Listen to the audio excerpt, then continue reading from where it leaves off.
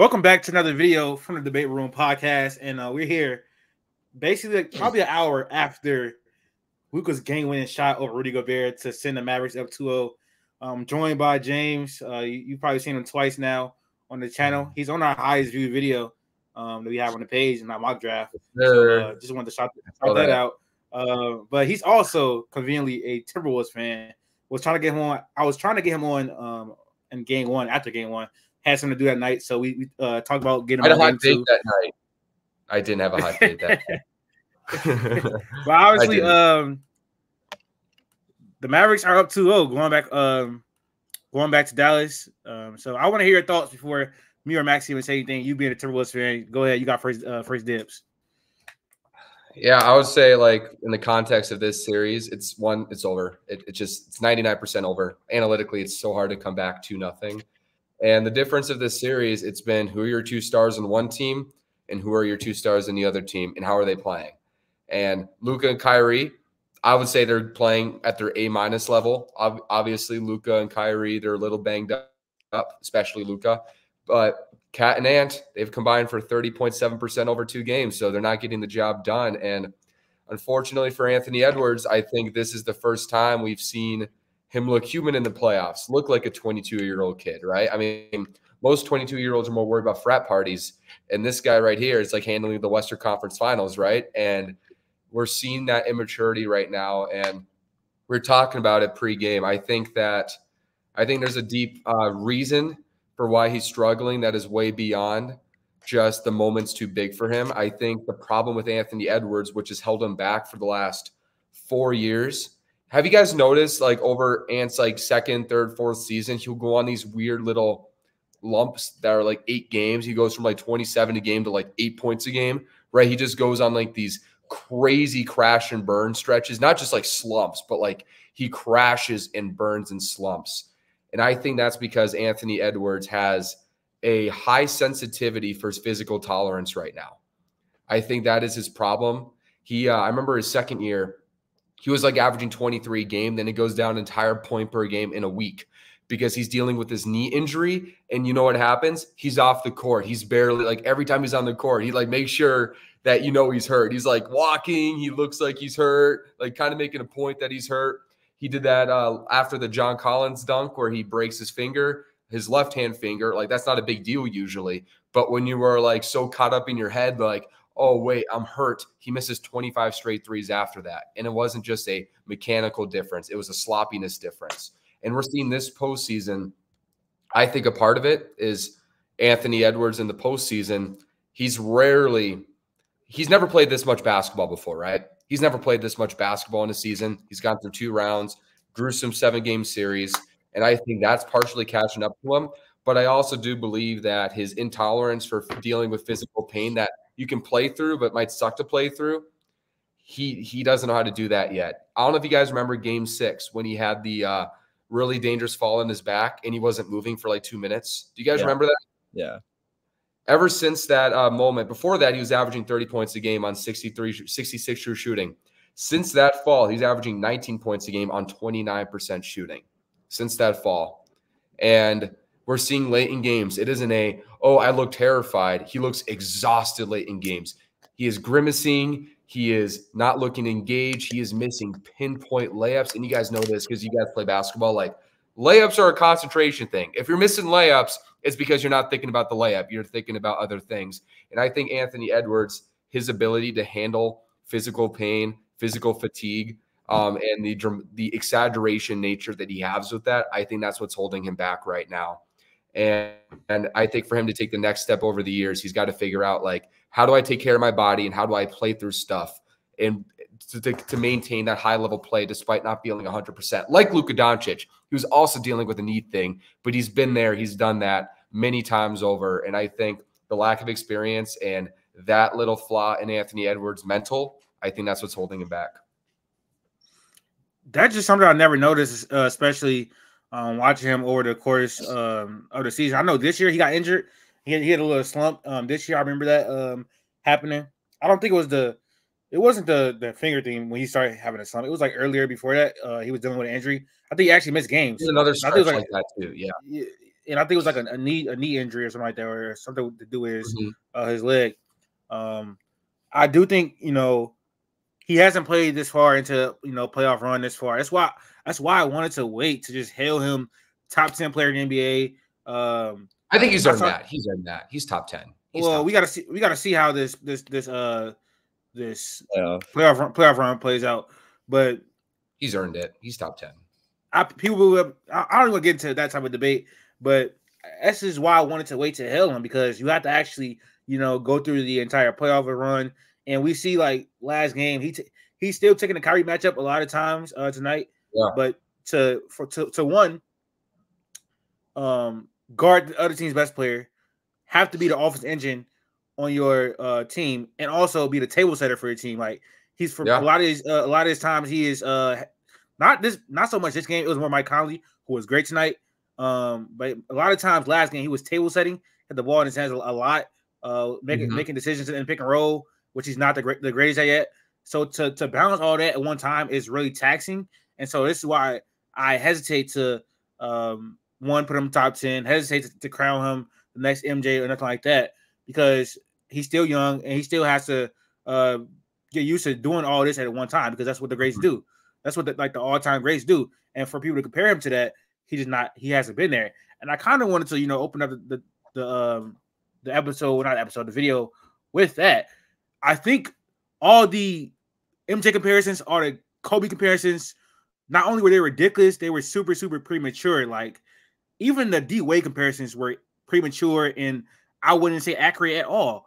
Over the last 5 games, he's averaging 20 points on 33% from the 3-point line, 37% from the field. He's proven, like, you have to show it over the course of an entire playoff run. So all those comparisons to all-time greats, let Ant just be Ant. Let Ant just be Ant, because he's not MJ. He's not Kobe. He's not D Wade.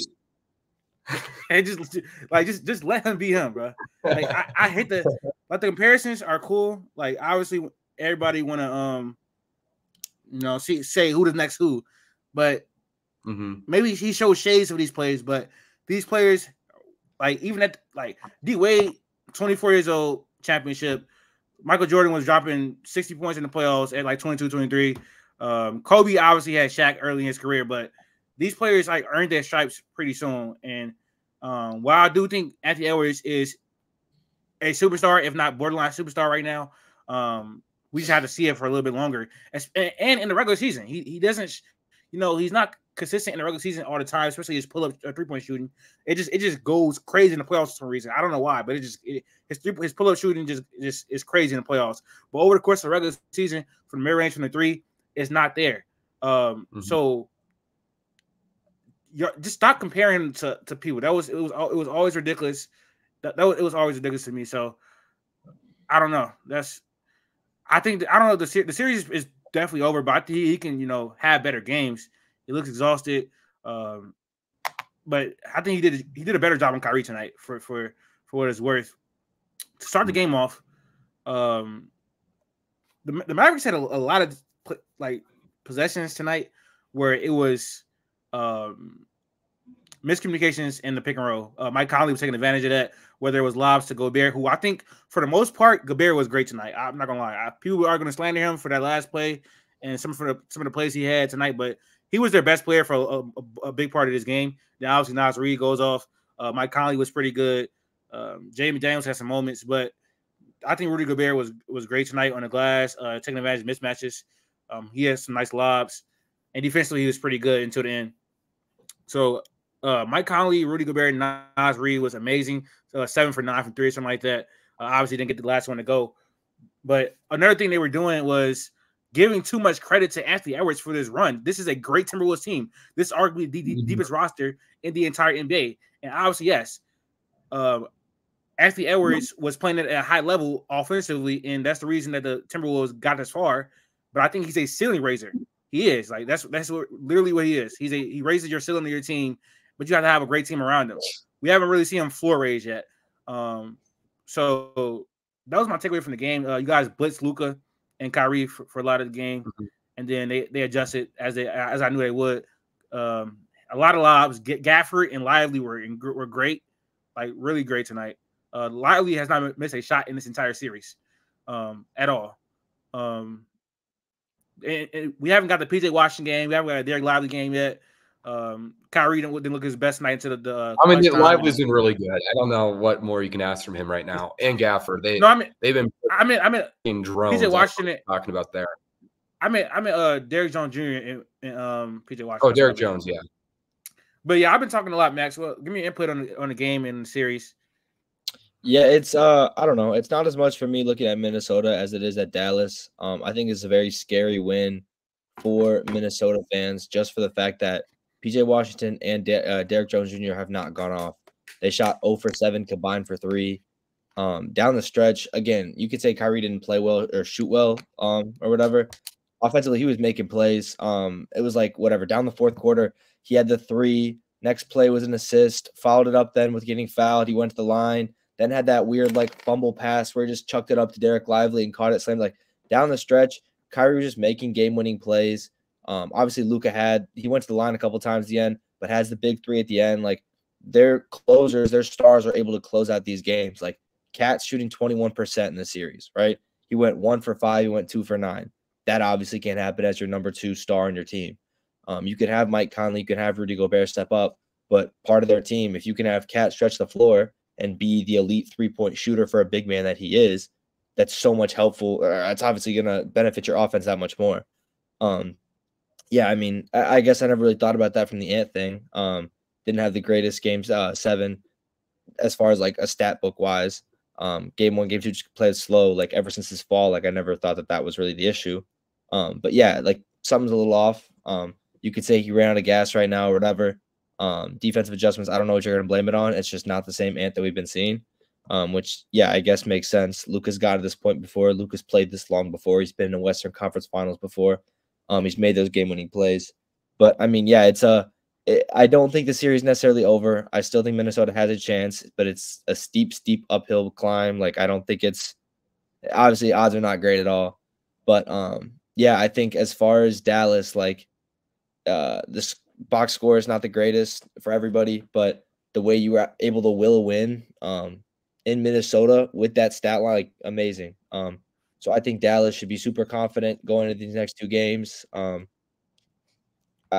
don't know. I think, like, do I think they could sweep? Sure, why not? But, like, I still don't think they sweep. Like, I think they could still push it back. Maybe Minnesota takes 1 and takes game 5 at home and then they win it in 6. I don't know.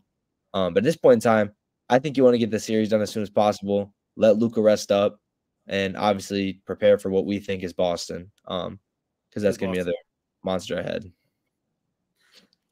I heard you mentioned briefly, like the changes that Ant has seen, or is it the fall? So I just saw I saw Joel just on Twitter said the fall explains it, but I've been seeing reports that he's been getting oxygen in the locker room and stuff like that. I don't know what that has to do with the fall. I don't know. It seemed like he just gassed all pieces. It's not as simple. It's never as simple as one problem, one solution. It's never like that. Like I said, Anthony Edwards has a history of, if I don't physically feel great, I'll play through it because I think I'm tough, but I'll let it affect me mentally because I'm going to be thinking about how I don't feel good. That's been Anthony Edwards his entire career. And that's an observation that people wouldn't make unless they have watched him every year for every game for 4 years. And I've done the sacrificing in this group. I'm the only one who went through that hell of watching 4 years of Timberwolves basketball. So you're welcome. So there's that. And there's definitely a strong correlation between that fall and he falling off. Like, yeah, there's been, like, I think teams have realized, like, okay, let's blitz Ant as much as possible. Let's frustrate him. Let's not let him get to the basket and let others beat us. That's definitely a part of it. But a purely confident, physically confident Anthony Edwards is able to split through doubles pretty consistently and get to the hoop.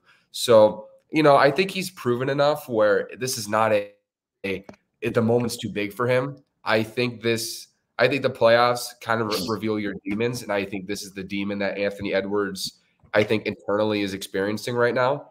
And, I think with the Anthony Edwards, the Michael Jordan, Kobe, D Wade, like, look, everybody has different journeys. We can say let Ant be Ant, or he's not MJ, he is MJ. It's never that simple either. He has traits that you can say, I can see a little bit of each of those guys, and that's okay to say.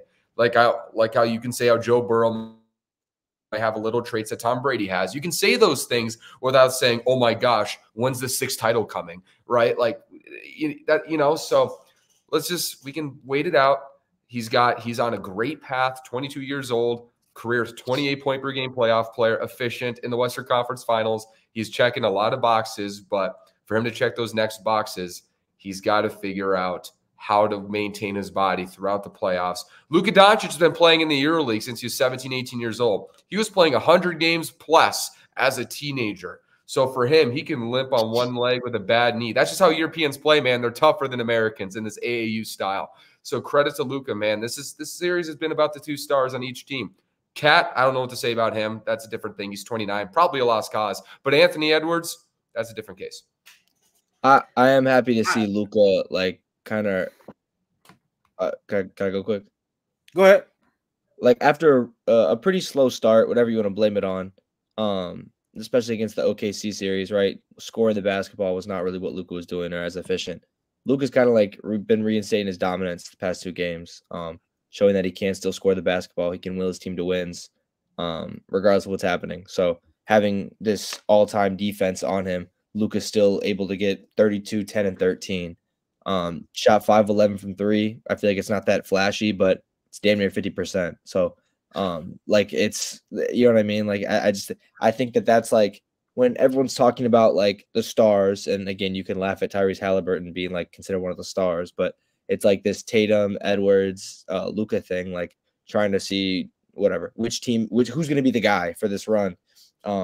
At least for me, I enjoy seeing like Luka being that guy who's like, I think people doubted him for a little bit, right? Last year, earlier 10 seed, him and Kyrie definitely didn't work out. And being able to will this team back, being able to have the chemistry, kid coaching, the role pieces that you signed Derrick Jones Jr. for the minimum. You give up basically a 1st-round pick for PJ Washington. You tank and get like Derek Lively. Like you were able to see this team all go into motion and actually work out insanely well. And like, I don't know. I think as far as face of the league, I think no one's going to doubt that Jokic is still number 1 player in the league.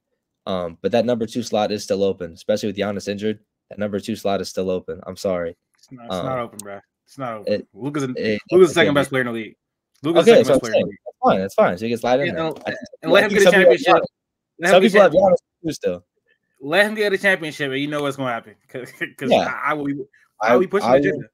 I would probably say that Lucas too as well. If he can get a championship, if he can, I wouldn't be saying 2. I wouldn't be saying 2. That's what I'm talking. That's not what I'm talking about. I'll give him that credit. I'd say he's 2. I think he would earn that. I would still say he's 2. Okay. I guess it depends on how he beats. It depends on how he beats Boston. It depends on how he would beat Boston.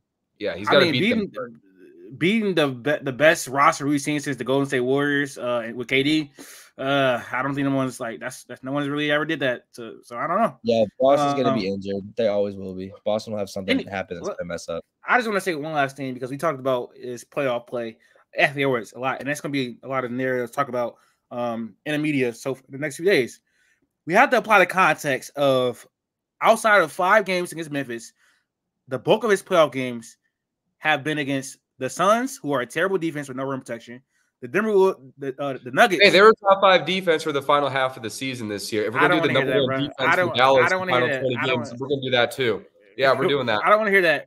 We're doing that. The Nuggets. He was not getting efficient shots, bro. He was not. The Nuggets have no rim protection at all. He faced them twice, and then once the first time he sees some real rim protection with Derek Lively and Daniel Gafford in the paint, with a defense that's actually schemed very, very well to take away his rim shots, we see what happens. He looking a little, you know what I'm saying? So the first time he actually sees the reason he's tired. That's the reason he's tired. Like it's more than about him being tired. I think being tired is simplifying it too much. He's like panting it. He's like, no, what I'm saying is, I mean, for that Memphis series, right? You have Jaren Jackson in the paint. You have Steven Adams in the paint. You have Dylan Brooks guarding you. And as a 20-year-old, yeah, I give you 26. You know, 25. As a kid. 25.2. Okay, we can play the number game. And then after that, right? Yeah, you play Phoenix, and we can say they're not a great defense and all that stuff. If Phoenix won more games, everybody would be like, have you guys seen how great Phoenix's defense has been the second half of the year? similar to Dallas. They don't right? have any Because rim protection though. Yeah, they don't have enough rim protection, but their numbers don't lie. They were a They legitimate don't top have 10 any defense though. in the league. They're a legitimate top 10 defense in the league the final half of the year. And then they go to Denver, right? Yeah, I would agree with that one. They don't have a matchup for Anthony Edwards. I totally agree with that. So, yeah, first 5-6 games, he's cooking them. But that's why I keep going back to that fall. There's a big dip. And I don't think after that fall, they decided, okay, now let's start blitzing them. They were blitzing them for a while. Phoenix were blitzing them the second half of that series. And then this conference finals, man, it's like, and this is what frustrates me with Ant. Like, yeah, Dallas has done a great job guarding him. They throw bodies at him. Right? But then when you also look at some of the decision-making Ant's made this series, he's been very slow on attacking open slots. Late game, I'm holding my hips. I'm walking up the court.